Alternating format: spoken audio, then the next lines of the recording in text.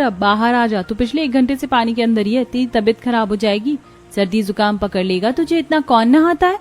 पिंकी तू नहीं समझेगी, हमारे घर की हालत तुझे पता है, वो छोटा सा कमरा, ऊपर से वो टीन की छत, रात भर नींद नहीं आती गर्मी के मारे। ये नदी ही है जो मुझे इस नर्क से ठंडक का रास्ता दिखाती है, इसीलिए मुझे चैन से नहाने थे। टोक मत मुझे कुछ नहीं होगा। हे भगवान, पता नहीं तुझे इतनी गर्मी लगती है, तेरा बस चले तो तू अपना बिस्तर यहीं नदी के बीचों बीच लगा ले। काफी देर बाद राधिका घर वापस आती है। तब राधिका की माँ कहती है, चल बेटा हाथ मुंह धो ले, खाना लग गया, सबको भूख लगी होगी, तू भी खाना खा ले। अब सभी लोग जमीन पर बिछी चटाई पर बैठकर खाना खाने बैठ जाते हैं। शीला सबको खाना परोसती है। थाली में सादा खाना है, दाल चावल रोटी और आलू की सब्जी। राधिका निवाला तोड़ती है लेकिन उसका गला सूख रहा है। वो कहती है, माँ इतनी गर्मी है, ऊपर से गरम गरम खाना, कुछ ठंडा मिल जाता पीने को, कम से कम 1 गिलास लस्सी या कोई कोल्ड ड्रिंक मिल जाती तो मजा आ जाता। राधिका तुझे कितनी बार कहा है कि अपनी हैसियत देख और अमीरों वाले शौक पालना बंद कर। तुझे पता है ना कि बाबूजी कितनी मुश्किल से घर चला रहे हैं। कोल्ड ड्रिंक चाहिए तुझे, यहाँ 2 वक्त की रोटी मुश्किल से मिल रही है और तुझे लस्सी सूझ रही है। अंकित शांत हो जा बेटा। राधिका तू भी समझदार बन, अपनी भाभी शीला को देख, वो भी इस घर की बहू है, वो कैसे बिना किसी शिकायत के इस गर्मी में अपनी जिंदगी गुजार रही है। कभी उसने ठंडे पानी या लस्सी की मांग की? तू जब ससुराल जाएगी तो पता नहीं वहाँ क्या करेगी, वहाँ भी क्या ऐसे ही नखरे दिखाएगी। ससुराल से याद आया, यशोदा हमारी बेटी के लिए एक रिश्ता आया है। पास के ही एक गांव से तरुण नाम का लड़का है, घर बार ठीक है, लोग शरीफ है। कल वो लोग राधिका को देखने हमारे घर आ रहे हैं।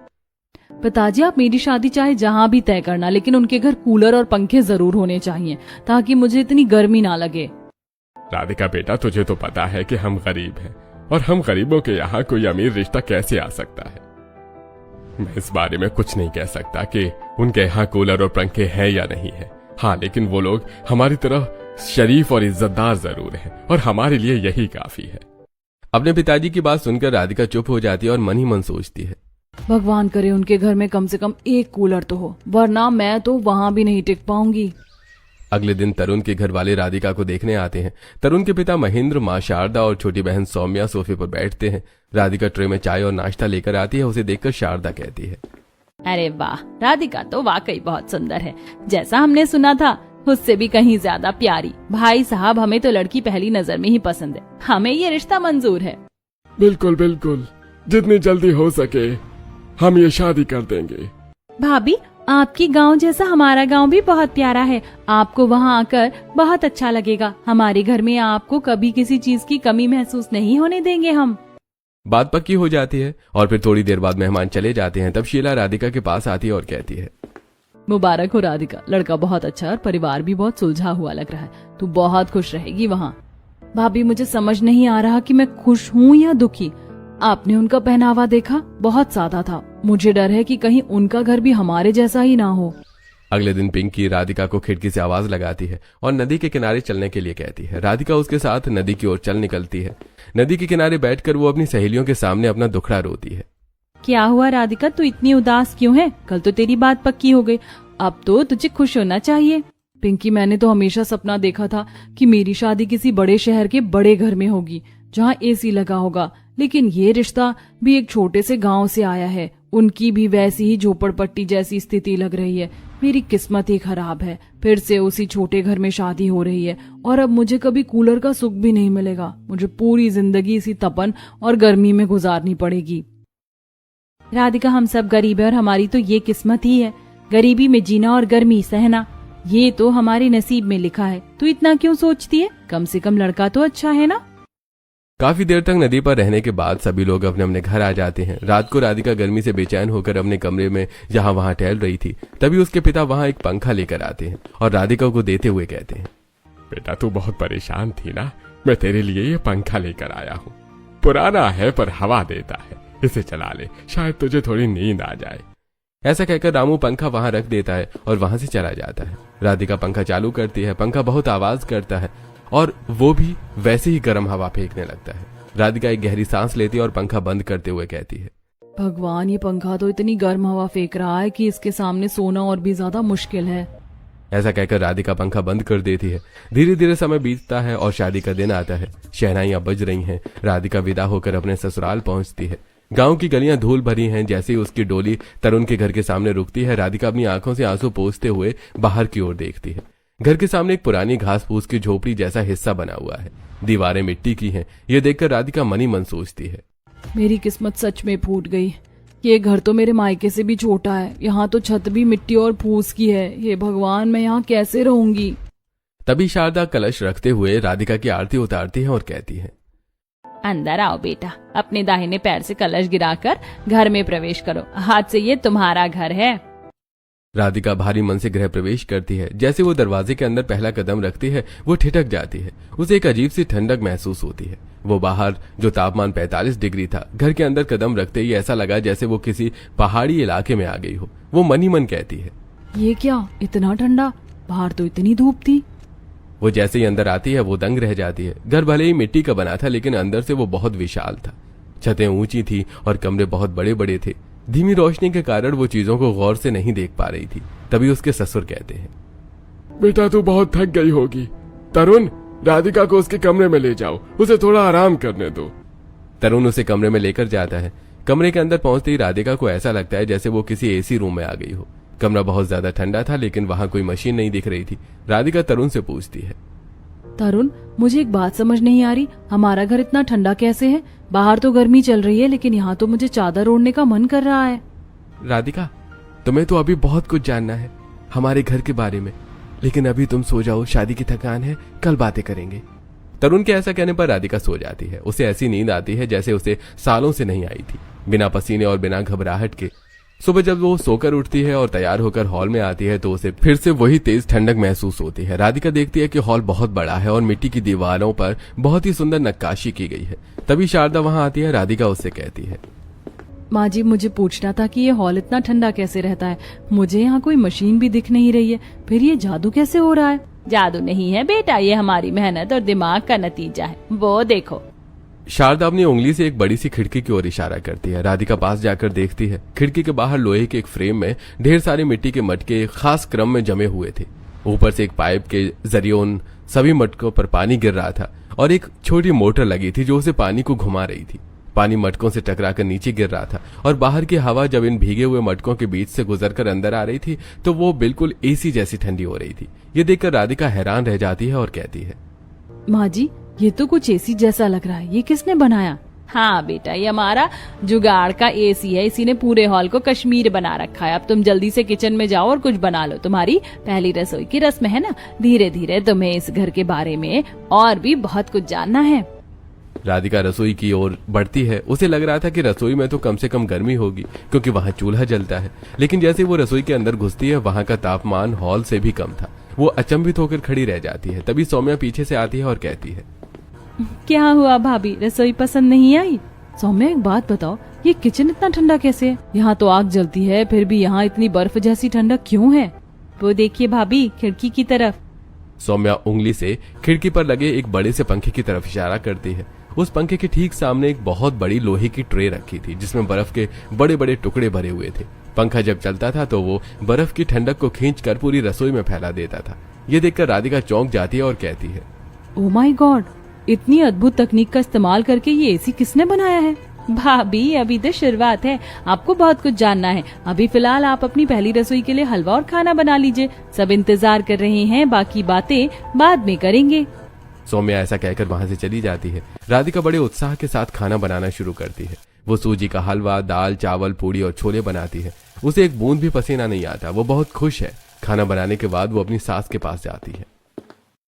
माँ जी, खाना तैयार है, उसे कहाँ लगाऊं? सौम्या, जाओ भाभी को डाइनिंग रूम दिखाओ और खाना वहीं लगवाओ। सौम्या उसे एक बड़े से डाइनिंग एरिया में लेकर जाती है। पूरा घर मिट्टी का है, लेकिन डाइनिंग एरिया की सजावट किसी महल से कम नहीं थी।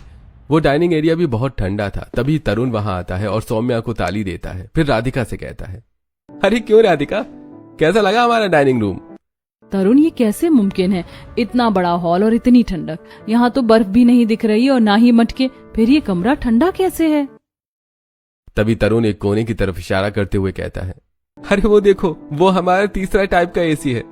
राधिका देखती है कि डाइनिंग एरिया के चारों तरफ जो पर्दे लटके हुए थे वो कपड़े के नहीं बल्कि एक विशेष प्रकार की घास के बने हुए थे और उन पर्दों के पीछे छोटी छोटी पाइपलाइन थी जिनसे पानी धीरे धीरे उन पर टपक रहा था, और पर्दों के पीछे छोटे छोटे पंखे लगे हुए थे। जैसे पंखे चलते वो गीली घास की खुशबू और ठंडक को पूरे कमरे में भर देती। राधिका ये सब हैरानी से देख रही थी, तभी सौम्या कहती है, भाभी ये सारे हमारे एसी हैं, हमारे घर में ऐसे 50 से भी ज्यादा एसी हैं। ये सुनकर राधिका दंग रह जाती है। वो जल्दी जल्दी किचन से खाना लाकर टेबल पर लगाती है। पूरा परिवार साथ बैठकर खाना खाता है। खाने के बाद महेंद्र राधिका को एक छोटा सा मखमल का डिब्बा देते हुए कहता है, बेटा ये तुम्हारी पहली रसोई का तोहफा है, इसे रखो। राधिका डिब्बा खोलती है तो अंदर सोने की एक बहुत ही भारी और सुंदर अंगूठी थी। ये देखकर राधिका मन ही मन सोचती है, ये लोग इतने गरीब दिखते हैं, घर भी मिट्टी का है, फिर ये सोने की अंगूठी, इतना पैसा इनके पास कहाँ से आया? बाबूजी, माँ जी, ये तो सोने की अंगूठी लग रही है, बहुत महंगी होगी। हमारे पास इतना पैसा कहाँ से आया कि हम ऐसी चीज खरीद सके? मेरा मतलब है। बेटा सब कुछ अभी मत जानो, धीरे, आज शाम तुम्हारी मुंह दिखाई है, उसकी तैयारी करो। शारदा उसे तैयार होने के लिए भेजती है। सौम्या उसके कमरे में एक बहुत ही महंगी रेशमी ड्रेस और कीमती जेवर लेकर आती है। राधिका उन्हें पहनती और आईना देखते हुए अपने मन में सोचती है, समझ नहीं आ रहा कि ये क्या रहस्य है। बाहर से झोपड़ी, अंदर से राजमहल जैसी ठंडक, और अब ये महंगे गहने। तरुण आखिर करता क्या है?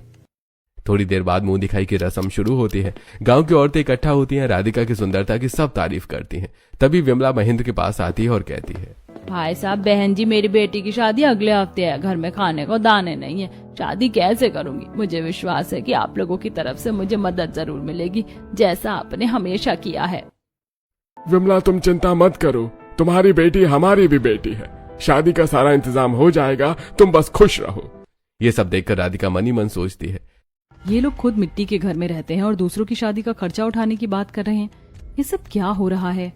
थोड़ी देर बाद सभी मेहमान चले जाते हैं। तब शारदा सौम्या से कहती है, सौम्या, हमारी बहू को जरा हमारा ये 50 एसी वाला पूरा घर घुमा दो, इसे भी तो पता चले कि ये किस घर की लक्ष्मी बनी है। ठीक है भाभी, चलिए मैं आपको दुनिया का सबसे अनोखा घर दिखाती हूँ।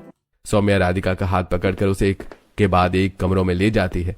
हर कमरे में एक नई तकनीक का एसी लगा था। कहीं साइकिल के पहियों से पंखे बनाए गए थे, कहीं पुरानी फ्रिज के कंडेंसर का इस्तेमाल किया गया था, तो कहीं मिट्टी के पाइपों से ठंडी हवा पास की जा रही थी। राधिका हर एसी को देखकर दांतों तले उंगली दबा देती है। सौम्या उसे 49 कमरों और कोनों तक ले जाती है, लेकिन अंत में एक बहुत बड़ा कमरा आता है जिसके दरवाजे पर बड़ा सा ताला लटका हुआ है। सौम्या वहां पहुंचकर रुक जाती है। तब राधिका कहती है, सौम्या, इस कमरे में क्या है? इसे क्यों नहीं खोल रही हो? भाभी, इस कमरे में जाने की इजाजत अभी किसी को नहीं है, चलिए अब वापस चलते हैं। राधिका के मन का सस्पेंस और गहरा हो जाता है। अगले दिन वो सब विमला की बेटी की शादी में जाते हैं। शादी एक बड़े सामुदायिक हॉल में हो रही है। बाहर तेज धूप है, लेकिन जैसे ही राधिका हॉल के अंदर कदम रखती है, वहां भी वही ठंडी हवा थी। तभी विमला वहां आती है और महेंद्र के पैर छूती है और कहती है, भाई साहब, आपका बहुत बहुत धन्यवाद। आपकी मदद की वजह से ही मेरी बेटी की शादी इतनी अच्छी तरह से हो पा रही है। और देखिए, आपने यहाँ भी अपनी वो ठंडक वाली मशीन लगा दी, मेहमानों को कोई तकलीफ नहीं हो रही। तो ये ठंडक भी इन्हीं लोगों की देन है। वो लोग शादी को एंजॉय करते हैं और रात को घर वापस आ जाते हैं। अगले दिन राधिका की माँ यशोदा का फोन आता है और वो राधिका से कहती है, बेटा राधिका, तू कैसी है? हम तुझसे मिलने आ रहे हैं। तेरे बापूजी, अंकित और शीला भी साथ आ रहे हैं। हाँ माँ, आ जाओ, मैं इंतजार करूंगी। थोड़ी देर बाद राधिका के मायके वाले पहुंचते हैं। जैसे ही वो झोपड़ी नुमा घर को बाहर से देखते हैं, उनके चेहरे उतर जाते हैं, लेकिन जैसे ही वो अंदर कदम रखते हैं, उनकी आंखें फटी की फटी रह जाती हैं। ये क्या है? बाहर तो लू चल रही है और अंदर जैसे हम शिमला आ गए हो। राधिका, ये सब क्या है? माँ, ये मेरा ससुराल है। बाहर से झोपड़ी पर अंदर से 50 एसी वाला घर। नाश्ते के बाद यशोदा राधिका को कमरे में ले जाती है। तब यशोदा राधिका से कहती है, बेटा, तू तो बड़ी खुश नसीब निकली, लेकिन मुझे एक बात बता, ये लोग गरीब होने के बाद इतने महंगे और अलग अलग तरह के एसी कैसे इस्तेमाल करते हैं, और ये पैसा कहाँ से आता है? राधिका, मुझे तो लगता है कि जरूर कुछ ऐसा है जो तू नहीं जानती और हम भी नहीं जानते। थोड़ी देर बातें करने के बाद राधिका की माँ और भाभी वहां से चली जाती हैं। ऐसे ही दिन बीत रहे थे। एक दिन पूरा परिवार बाजार पहुंचता है। जैसे वो गाड़ी से उतरते हैं, गर्म हवा के थपेड़े उन्हें झुलसाने लगते हैं। राधिका का बुरा हाल है, उसका गला सूख रहा है, लेकिन उसने गौर किया कि महेंद्र और शारदा भी गर्मी से बहुत परेशान हो रहे हैं। तभी महेंद्र कहता है, उफ, ये गर्मी तो जान ले लेगी। जल्दी करो शारदा, जल्दी जल्दी सब्जियां और राशन खरीदो। मुझसे ये गर्मी अब बर्दाश्त नहीं हो रही है, मेरा दम घुट रहा है यहाँ पर। हाँ बस हो गया। सौम्या, तूने अपनी किताबें ले ली, जल्दी चलो, मुझे तो लग रहा है जैसे मैं भट्टी में खड़ी हूँ। कितनी अजीब बात है ये। इनके घर में 50 एसी लगे हैं, लेकिन बाहर आते ही ये लोग ऐसे तड़प रहे हैं जैसे इन्होंने कभी धूप देखी ही ना हो। वो लोग जल्दी जल्दी सामान समेटकर अपनी जीप की तरफ भागते हैं। थोड़ी देर बाद वो घर आ जाते हैं। घर आकर सभी लोग राहत की सांस लेते हैं। तभी एक बूढ़ी औरत घर के बाहर आती और आवाज देकर महेंद्र को बुलाती है और कुछ पैसे देते हुए कहती है, बाबूजी, क्या इतने पैसे में मुझे एसी मिल सकता है? हाँ बहन, चिंता मत करो, तुम्हें एसी मिल जाएगा। सौम्या, एसी लाकर दे दो इन्हें। ये सुनकर सौम्या एसी लाने घर के अंदर जाती है और एक एसी लाकर उस औरत को दे देती है। सौम्या देखती है कि वो टूटे हुए मटके और पुराने प्लास्टिक के पंखों से बना एक अजीब सा ढांचा है। वो देखने में किसी कबाड़ जैसा है, लेकिन जैसी सौम्या उसे प्लग में लगाती है उससे निकलने वाली हवा किसी बड़े ब्रांड के एसी को मात दे रही है। औरत वो मशीन लेकर खुशी खुशी चली जाती है। राधिका ये सब देख रही है और उसकी हैरानी का ठिकाना नहीं है। वो तरुण के पास जाती है और कहती है, तरुण, ये सब क्या है? क्या हम एसी बेचते हैं? क्या हमारे घर पर एसी की दुकान है? और वो मशीन, वो तो मटकों से बनी थी, फिर भी इतनी ठंडी हवा। मैंने कहा था ना, तुम्हें धीरे धीरे सब पता चल जाएगा, अभी तो तुम आराम करो। ऐसा कहकर राधिका की बात को टाल देता है और राधिका अपने मन में ढेर सारे सवाल लिए सो जाती है। अगले दिन सुबह जब राधिका उठती है तो वो देखती है कि सौम्या हॉल में अपना ट्राइपॉड लगाकर मोबाइल से वीडियो बना रही है। वो उसे बड़े उत्साह से कैमरे के सामने बोल रही है, तो दोस्तों देखिए, ये है हमारा नया मिट्टी कूल एसी मॉडल। ये सिर्फ 2 यूनिट बिजली खाता है और आपके बड़े से कमरे को शिमला बना सकता है। अगर आप भी इसे घर पर बनाना चाहते हैं तो हमारे इस वीडियो को पूरा देखिए। यह देखकर राधिका को आश्चर्य होता है। वो सौम्या के पास जाती है और कहती है, सौम्या, ये क्या कर रही हो तुम? ब्लॉग बना रही हो? राधिका की बात सुनकर सौम्या वीडियो पॉज करती है और कहती है, हाँ भाभी, मेरा अपना YouTube चैनल है देसी जुगाड़ इंजीनियर। मैं अपने इस चैनल पर अलग अलग तरह के एसी के बारे में बताती हूँ। ये तो बहुत खुशी की बात है सौम्या। ऐसे ही कुछ दिन और बीत जाते हैं। एक दिन दोपहर में राधिका घर के बगीचे में टहल रही है। तभी तरुण के फोन पर एक कॉल आता है। वो पास ही खड़ा है और फोन स्पीकर पर है। हेलो तरुण जी, मैं दिल्ली से बात कर रहा हूँ। मुझे आपका वो नया प्रोजेक्ट 7 बहुत पसंद आया है। क्या आप मुझे वो बनाकर दे सकते हैं? मैं आपको इसकी मुंह मांगी कीमत देने को तैयार हूँ। लाखों का कॉन्ट्रैक्ट है ये। जी सर, अगर आप इसे बड़े पैमाने पर गरीबों के लिए बनवाना चाहते हैं तो कल मेरी फैक्ट्री में मिलिए। ऐसा कहकर तरुण फोन काट देता है। तब राधिका कहती है, तरुण, किसका फोन था? कौन से प्रोजेक्ट की बात चल रही थी? और ये फैक्ट्री? हमारे पास कोई फैक्ट्री भी है। तुम तो कह रहे थे कि तुम एक मामूली इंसान हो। अरे डार्लिंग, इतनी जल्दी सब कुछ जानने की क्या जरूरत है? कल तो मेरे साथ फैक्ट्री चलना, तुम्हें सब कुछ अपनी आंखों से दिख जाएगा। ऐसा कहकर एक बार फिर तरुण बात को टाल देता है। गार्डन में घूमने के बाद दोनों घर वापस आ जाते हैं। रात के खाने के समय तरुण सबको बताता है, नया प्रोजेक्ट फाइनल हो गया है और कल सुबह हम सभी को फैक्ट्री जाना है और आज मुझे उस कमरे में जाकर अपना काम पूरा करना है। खाना खाने के बाद तरुण खड़ा होता है और उस रहस्यमय कमरे की ओर बढ़ता है जिसका दरवाजा हमेशा बंद रहता था। और जाते हुए वो अपनी माँ से कहता है, माँ, मैं अब अपने रूम में जा रहा हूँ, कोई मुझे डिस्टर्ब न करे। ऐसा कहकर तरुण उस कमरे के अंदर चला जाता है और जोर से दरवाजा बंद कर लेता है। उसके जाने के बाद राधिका अपनी सास से कहती है, माँ जी, अब तो बता दीजिए, उस कमरे के पीछे आखिर क्या है? पूरी रात तरुण वहाँ क्या करता है? बेटा, बस कुछ घंटों की बात और है। कल सुबह जब सूरज निकलेगा तो तुम्हें तुम्हारे सवालों के जवाब मिल जाएंगे। अब जाकर सो जाओ। शारदा के ऐसा कहने पर राधिका अपने कमरे में चली जाती है। लेकिन पूरी रात राधिका को नींद नहीं आती। उसे उस बंद कमरे से कभी ड्रिल मशीन की आवाज आती है तो कभी कुछ ठोकने पीटने की। सुबह सभी लोग हॉल में बैठे थे। तभी दरवाजा खुलता है और तरुण बाहर आता है और कहता है, माँ, टास्क कंप्लीट हो गया है, चलिए सब लोग तैयार हो जाइए, हमें फैक्ट्री के लिए निकलना है। थोड़ी देर बाद पूरा परिवार जीप में बैठता है। गांव से करीब 5 किलोमीटर दूर एक सुनसान इलाके में एक छोटी सी शेड वाली बिल्डिंग है। बाहर से एक पुराना गोदाम जैसा दिखता है। जैसे वो जीप से उतरते हैं, राधिका देखती है कि वहां कुछ मजदूर काम कर रहे हैं। ये देखकर राधिका हैरान होकर पूछती है, ये है आपकी फैक्ट्री? हाँ राधिका, ये हमारी फैक्ट्री है, अंदर आओ। सभी लोग फैक्ट्री के अंदर जाते हैं। अंदर का नजारा देखकर राधिका की आंखें फटी की फटी रह जाती हैं। वहां कतार में अलग अलग तरह के एसी रखे हुए हैं। कोई पुरानी अलमारी से बना है, कोई सीमेंट की बोरियों और घास से, और कोई मिट्टी के बड़े बड़े बर्तनों से। वहां एक कोना जैसा है जहां पुरानी फ्रिजों के ढेर लगे हैं। तभी बाहर एक आलीशान कार आकर रुकती है। उसमें से एक बहुत ही अमीर और सूट बूट वाला आदमी उतरता है और राधिका के ससुर के पास आकर कहता है, नमस्कार महेंद्र जी। तरुण बेटा, क्या मेरा ऑर्डर तैयार है? हाँ सर, ये लीजिए आपका हाइब्रिड सोलर एसी। हमने एक पुरानी फ्रिज की बॉडी में मोटर और पंखा फिट करके इसे बनाया है। ये बिना बिजली के सिर्फ धूप से चलता है। कमलेश उस मशीन को देखता है और हैरान रह जाता है। वो तुरंत अपनी जेब से एक चेक बुक निकालता है और एक बहुत बड़ा अमाउंट भरकर तरुण को थमाते हुए कहता है, तरुण, तुम्हारा ये काम वाकई सराहनीय है। तुम्हारी वजह से उन गरीबों को भी एसी में रहने का सुख मिलेगा जो बिजली का बिल नहीं भर सकते। मैं इस प्रोजेक्ट को पूरी दुनिया में फैलाऊंगा। धन्यवाद। ऐसा कहकर वो कमलेश अपनी गाड़ी में एसी रखवा कर चला जाता है।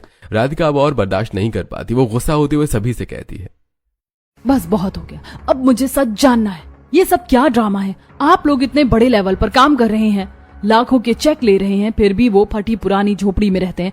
आप लोग कौन हैं और ये सब छुपा क्यों रहे हैं? राधिका शांत हो जाओ, चलो अब वक्त आ गया है कि तुम्हें सब कुछ बता दिया जाए। तरुण राधिका का हाथ पकड़ता है और उसे फैक्ट्री के कोने में ले जाता है जहां एक बड़ी सी तस्वीर लगी है। तस्वीर एक बहुत ही सुंदर लड़की की है जिस पर फूलों की माला चढ़ी हुई है। ये मेरी बड़ी बहन साधना है। 10 साल पुरानी बात है। उस समय बहुत ही भीषण गर्मी पड़ रही है। तरुण का परिवार उस वक्त वाकई बहुत गरीब था। वो एक झोपड़ी में रहते थे जहां हवा का नामो निशान नहीं था। साधना को तेज बुखार था और गर्मी की वजह से उसका शरीर तप रहा था। पिताजी, मुझे बहुत गर्मी लग रही है, मुझे कोई तो पंखा ला दीजिए, इतनी गर्मी मुझसे बर्दाश्त नहीं हो रही। बेटा, हमारे पास इतने पैसे